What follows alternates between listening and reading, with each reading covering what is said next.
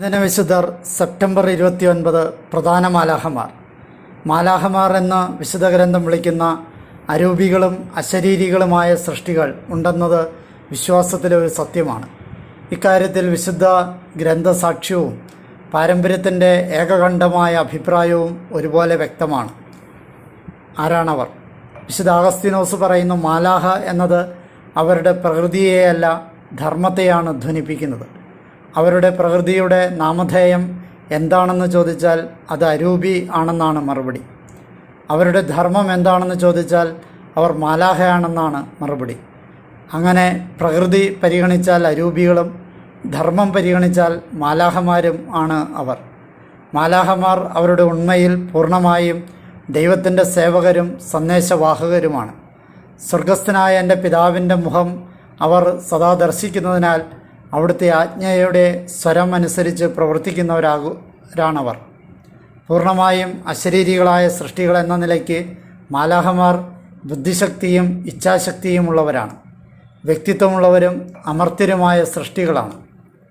അവരുടെ മഹത്വത്തിൻ്റെ പ്രഭ സാക്ഷ്യപ്പെടുത്തുന്നത് പോലെ ഗുണപൂർണതയാൽ അവർ ദൃശ്യമായ എല്ലാ സൃഷ്ടികളെയും അതിശയിക്കുന്നവരാണ്.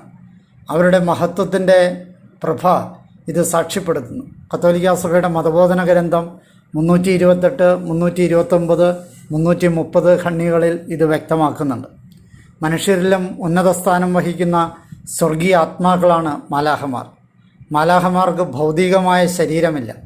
അവർ തങ്ങളുടെ നിലനിൽപ്പിനോ പ്രവൃത്തികൾക്കോ ഭൗതികമായ ഒരു വസ്തുവിനെയോ അവർ ആശ്രയിക്കുന്നുമില്ല. വിശുദ്ധരിലും ഭിന്നരാണ് മാലാഖമാർ. എണ്ണിത്തീർക്കുവാൻ കഴിയാത്ത വിധം ബാഹുല്യമുള്ള വ്യക്തികളുടെ കൂട്ടമാണ് മാലാഖ വൃന്ദം.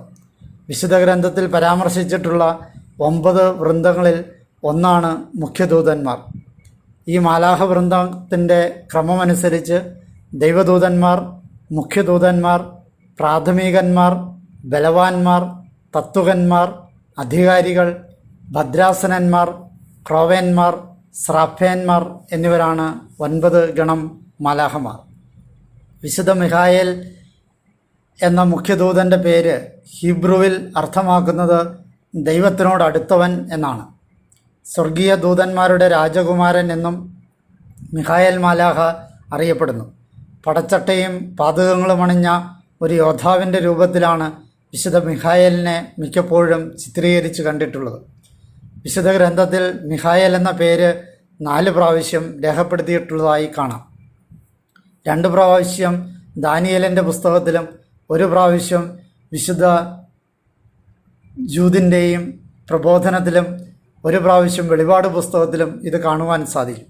വെളിപാട് പുസ്തകത്തിൽ വിശുദ്ധ മിഖായേലും മറ്റു മാലാഖമാരും ലൂസിഫറും മറ്റു സാത്താന്മാരുമായി നിരന്തരം പോരാടുന്നതായി വിവരിച്ചിട്ടുണ്ട്.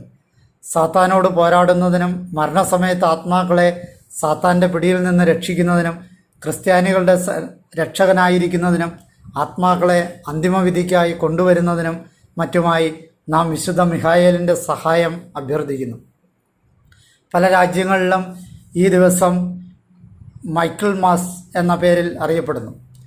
വിളവെടുപ്പ് ആഘോഷ ദിവസങ്ങളിൽ ഉൾപ്പെടുന്ന ദിവസമാണിത്. ഇംഗ്ലണ്ടിൽ 3 മാസം കൂടുമ്പോൾ കണക്കുകൾ തീർക്കേണ്ട ദിവസമായി ഇതിനെ കാണുന്നു. പുതിയ ജോലിക്കാരെ നിയമിക്കുക, ന്യായാധിപന്മാരെ തിരഞ്ഞെടുക്കുക തുടങ്ങി നിയമകാര്യങ്ങളും സർവകലാശാല വിദ്യാഭ്യാസത്തിനും ഈ ദിവസം തുടക്കം കുറിക്കുന്നു. ഇതുകൂടാതെ നായാട്ടു വിനോദങ്ങൾക്കും ഈ ദിവസം തുടക്കം കുറിക്കുന്നു. പല രാജ്യങ്ങളിലും ഈ ദിവസത്തെ ഭക്ഷണം പ്രത്യേകത ഉള്ളതായിരിക്കും. ബ്രിട്ടീഷ് ദ്വീപുകളിൽ വലിയ താറാവിനെ ഈ ദിവസം സമൃദ്ധിക്കായി ഭക്ഷിക്കുന്നു. ഫ്രാൻസിൽ വാഫിൾസ് അല്ലെങ്കിൽ